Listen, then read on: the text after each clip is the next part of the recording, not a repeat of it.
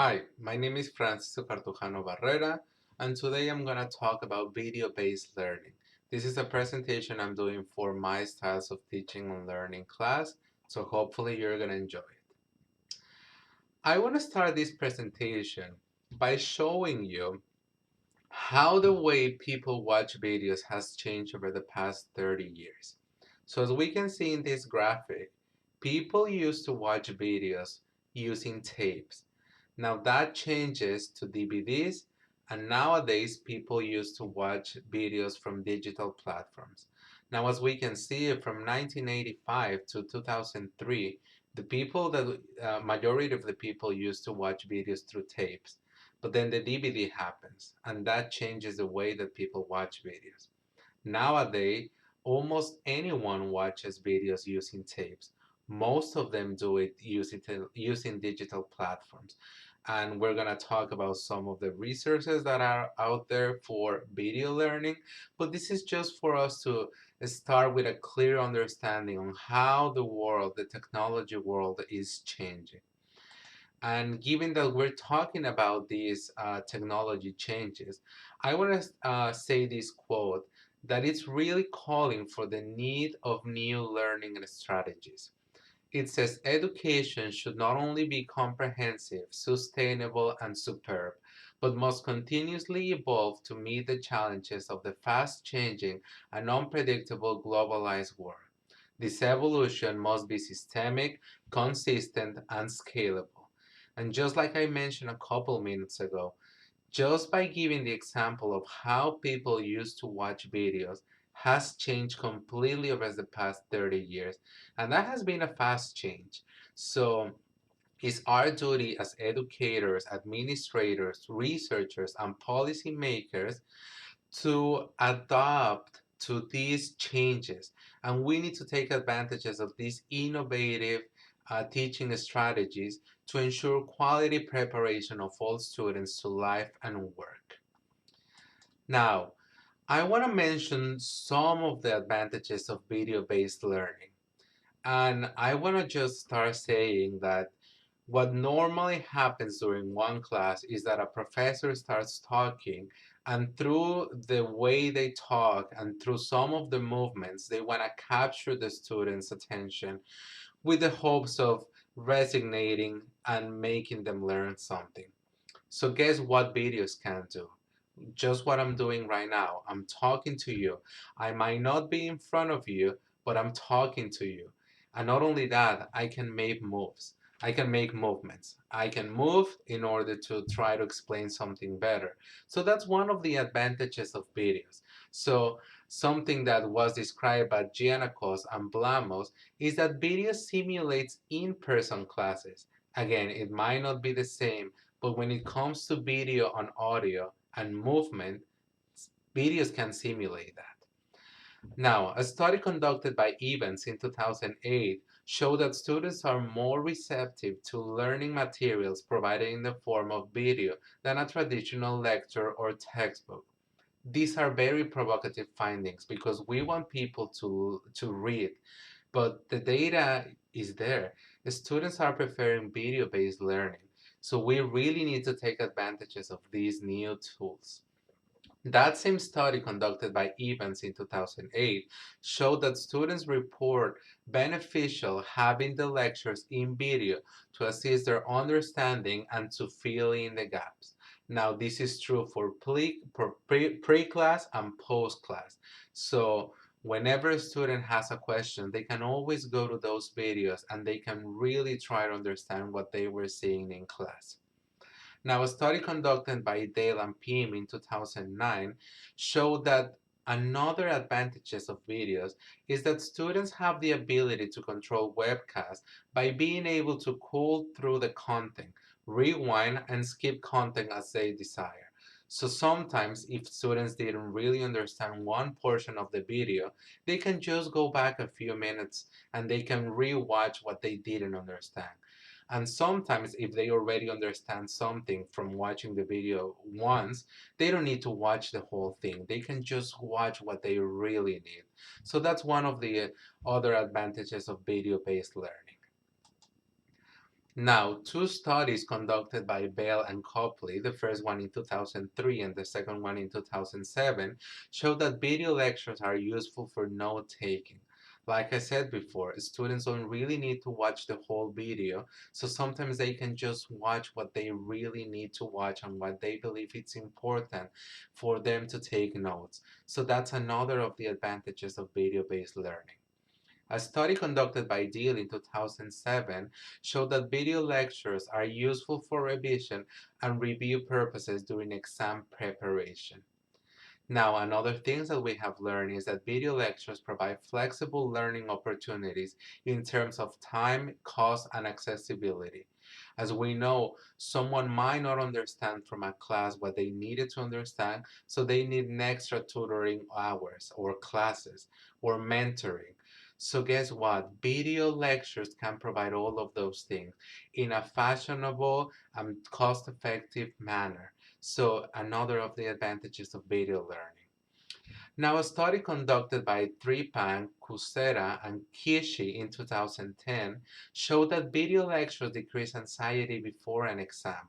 So that's another advantage. We don't want students to be nervous before taking an exam.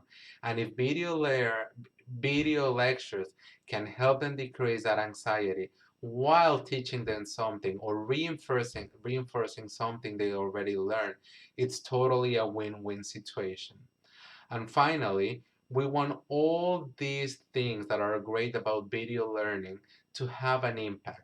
And one of the measurements for impact in education is grades. So something that we have already learned is that video lectures increase final grades. Now, all these advantages that I have been talking about are mostly from the student's perspective, but now I want to show two studies that have also shown teacher perspectives in terms of video-based learning.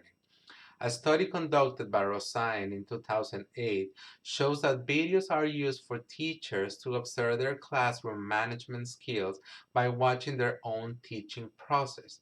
So in this study, what teachers were doing is they were recording their classes, and after the class was completed or done, they watched the video.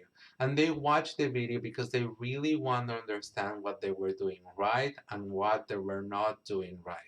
So this is kind of a self-examination exercise that can be done through video-based learning.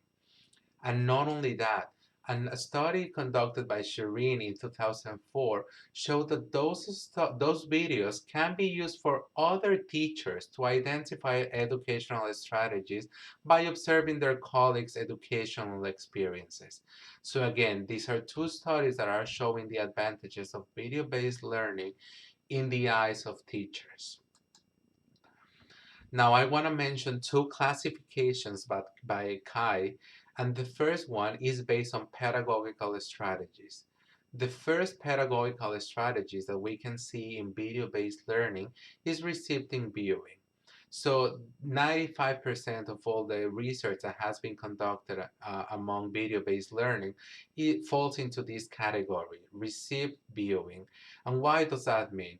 So this is mostly kind of a lecture that has been recorded, and people really watch that lecture. So the delivery of information, that's the key concept of this category.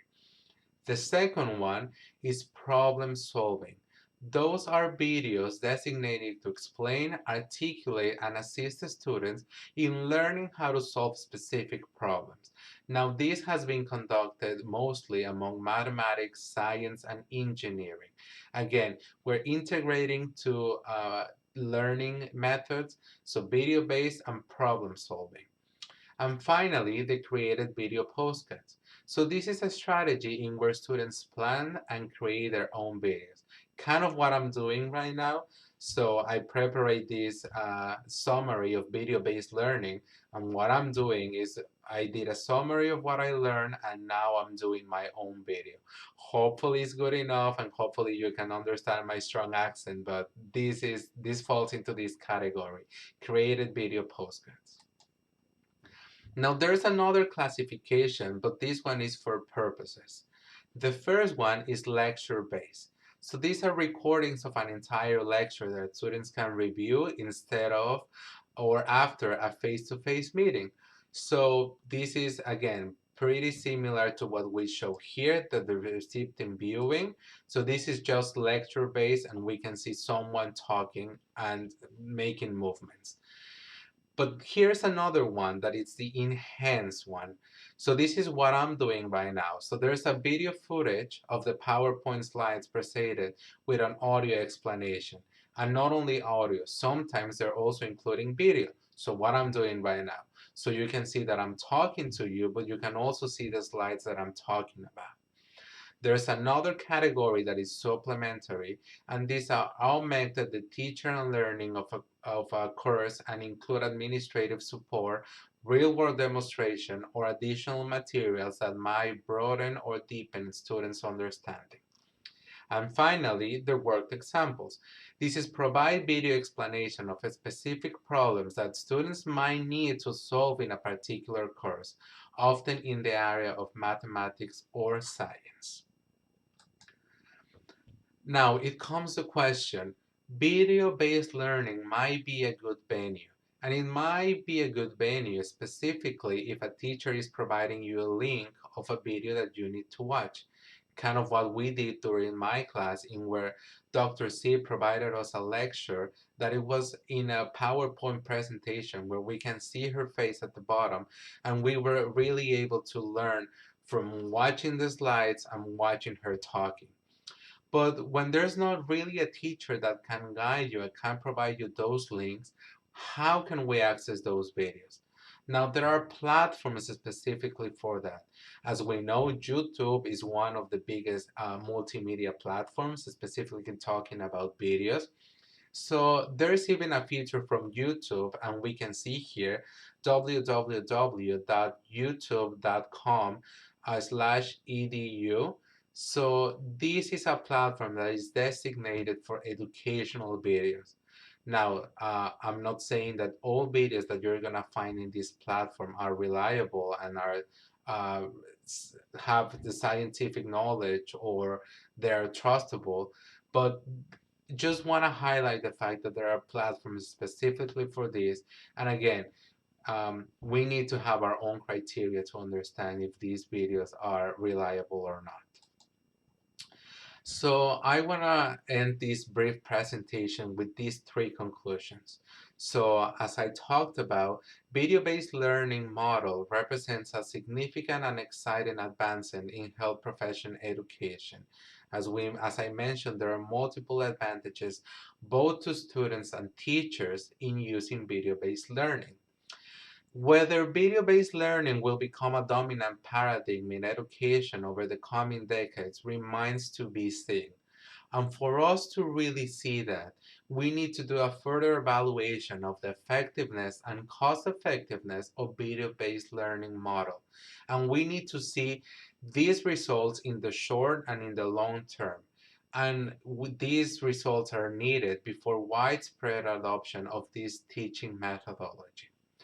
So hopefully this brief review of what video-based learning is can really make us wonder and pique our curiosity on how this strategy works. So I want to thank you for paying attention to what I'm saying. Muchas gracias. That's thank you in Espanol. And these are some of the references that I used for this presentation. Again, thank you very much. And if you have any questions, please don't feel free to reach out. Thank you.